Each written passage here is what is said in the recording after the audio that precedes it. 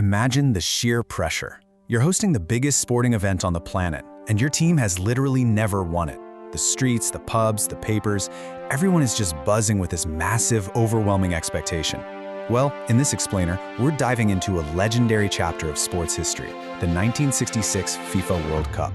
This is the tournament where host nation England secured their first, and spoiler alert, their only World Cup trophy.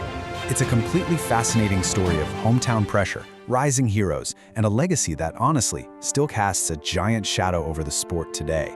When you look at England's football legacy, it really all boils down to one single digit, 1. That's the exact number of times the men's national team has ever managed to claim football's absolute ultimate prize. Just the once. And, considering the deep, historic roots of the game in England, the fact that it all hinges on this singular triumph makes it feel almost mythical, right? But the run to get that one victory, it was phenomenal. Pure grit and a sequence of moments that forever defined a generation. Of course, a run like that doesn't happen overnight. It was a grinding 6-match journey.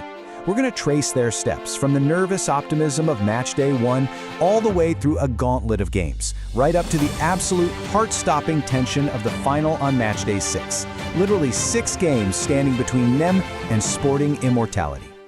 So, let's start with the host nation's quest in the group stage. England had the immense weight of the world, or at least the entire country, squarely on their shoulders. They had to establish dominance on home soil right out of the gate.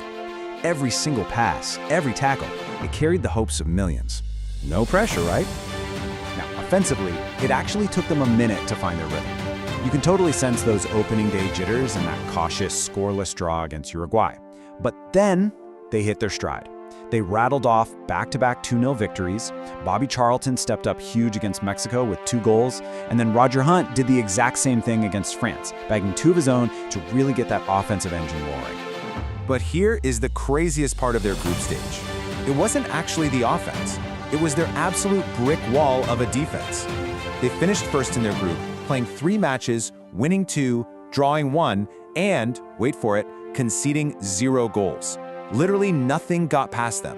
It was a completely flawless defensive performance that built a foundation of steel for the rest of the tournament. With the group conquered, we move into surviving the knockout stages. The stakes skyrocket. This is sudden death territory now. One mistake sends you packing. The luxury of a draw is completely gone. And for the host nation, a misstep here meant unforgivable national heartbreak.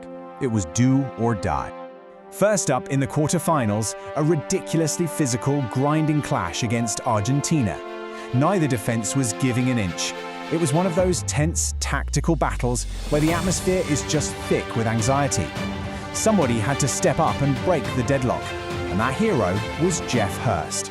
He netted a single, decisive goal, just enough to scrape a nail-biting 1-0 victory and push them through sheer force of will. The semifinal was an even wilder offensive showdown against a brilliant Portugal squad. This time, the legendary Bobby Charlton put the team on his back, scoring twice. But man, they had to hold on for dear life at the end. They were sweating out the final minutes after Portuguese star Eusebio converted a late penalty. Ultimately, England edged them out 2-1, but talk about a test of absolute nerves. Surviving Portugal meant one thing, the ultimate Wembley final, London. The iconic stadium packed to the absolute rafters. England squaring off against a formidable West Germany side for the biggest prize in sports. It was a total boiling pot of national pride and terrifying anticipation, as these 2 titans prepared to leave everything on the pitch. And this showdown completely delivered. The tension was suffocating, and it couldn't even be decided in regular time. They battled all the way into extra time. Martin Peters found the net, which was massive, but Geoff Hurst, he achieved absolute immortality. He completed a phenomenal hat-trick to finally seal a historic 4-2 win for England. But within that extra time chaos, the entire battle is forever defined by one incredibly specific, heart-stopping fraction of a second. It's a sequence that has been analyzed, replayed, and intensely argued about for decades. Let's dig into that famous moment. In a flash, Hurst unleashes this absolute rocket of a shot. It hammers the underside of the crossbar and bounces violently straight down near the goal line.